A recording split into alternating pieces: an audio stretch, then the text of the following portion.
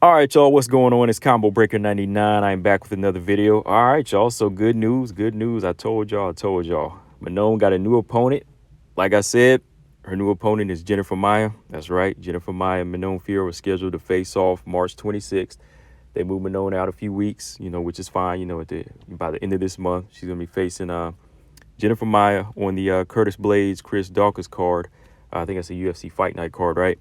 And as y'all know, you already know I was talking about this a few days ago on a live stream. I said the most logical opponent for her right now was Jennifer Maia. If she was going to return this month, right? She didn't want to wait, and I understand that. So I said, hey, this is probably the best opponent she has. That's free. As y'all know, Manon was scheduled to take on Jessica Ai, but she ducked out on an injury. I mean, it's pretty much looking like a duck. I mean, why did the injury come at this last minute? Why were they going so hard at this last minute? You know what I mean? This is something I talked about before in videos, going too hard in the gym. I mean, you want to give it your all, but why put yourself at risk if you got a big fight coming up, right? That's what it came down to. So Manon, she was pulled off of this card. They didn't give her a replacement. They didn't try to squeeze somebody in. They just, said we're going to push her back. And she posted on her IG like a few days ago that, she was going to be fighting later on this month, and they were going to give her a top contender. So to me, it just came down to three choices. It came down to three choices of fighters that weren't booked. It was Katlyn Chookagian, Jennifer Maia, or Taylor Santos, right? And for me, I was like, can't be Taylor Santos, because in my mind, I'm thinking that, Taylor Santos, she's already training for Valentina Shevchenko, right? And then Katlyn Chookagian, that's a big jump. I mean, when you look at the ranking, that's number 2, but also we're still not sure if she's going to be re-signed. I know she's in the rankings, but we don't know if her contract has been fully renewed yet, right? So that left Jennifer Maia. And like I said, Jennifer Maia, out of those three, is the only one that really needs to fight down. Jennifer Maia is number 4, but she's coming off a loss to Chookagian, second loss to Chookagian. She beat Jessica Ai herself before that, but still, that wasn't her best performance in my opinion. She didn't really look that good. I mean, some people argue that Jessica Ai won that fight, right? So everyone else is taken. Manon is free. Manon may be number 13, but she's on a 4-fight win streak. So like I always say, when somebody fights down, you fighting up, you got to meet in the middle, right? Because Manon, she wants to fight. She's not going to wait for Andrea Lee, Alexa Grasso, JoJo, any of those names they already taken. She's not going to wait another 4 or 5 months, right? You got to get it in if you want to move up this ranking. But as far as how I feel about this fight, I like it. Y'all know I like this fight. I think it has potential to be, a good test for Manon. But at the same time, she has the abilities. I think that she could go in there and really show her versatility, and not just on the feet, but on the ground. Now, if it just came down to the stand-up, I think Manon Fiorot does have more than enough to beat Jennifer Maia if they both want to keep it standing. I mean, Jennifer Maia already kind of showed her lack of IQ and lack of adjustments in both Katlyn Chookagian fights. You know what I mean? Even with Valentina Shevchenko. If you come correct with a good variety of strikes and a good arsenal on your feet like Manon has, then that's how you can really offset a fighter like Jennifer Maia.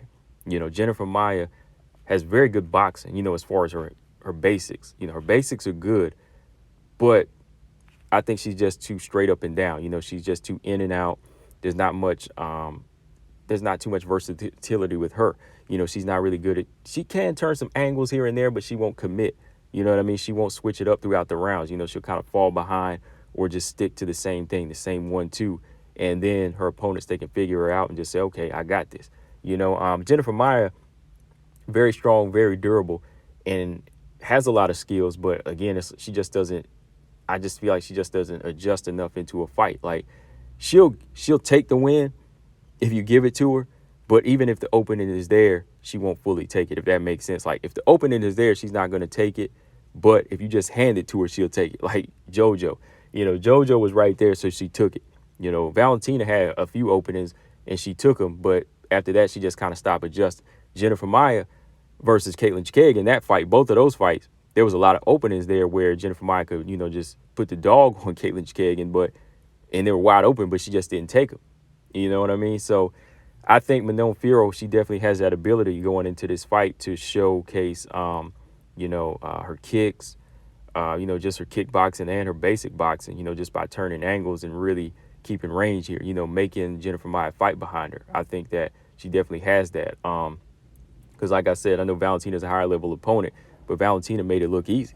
Valentina really did make it look easy the way she could turn these angles and almost stop her. Almost stop her in like the fourth or fifth round. I think if she just committed, and really started to sit down on her shots. But yeah, I'm looking forward to this fight. I think it's gonna be good, man. Jennifer Maia, like I said, very strong, very durable.